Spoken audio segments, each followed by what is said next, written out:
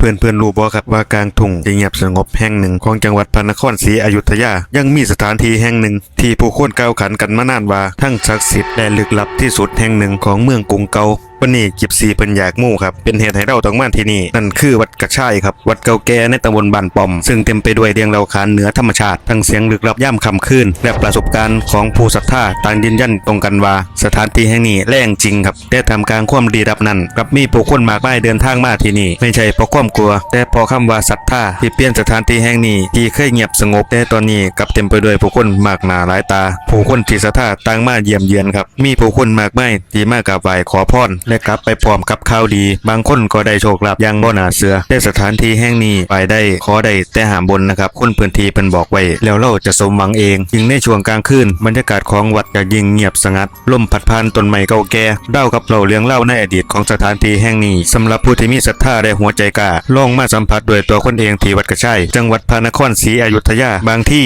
โชคลาภที่คุณกำลังตามหาอาจกำลังรอคุณอยู่ที่นี่ศรัทธาอาจเปลี่ยนชีวิตคุณได้ลองดูครับวัดกระชายพระนครศรีอยุธยาดูบ่ไกลจากนวนครครับ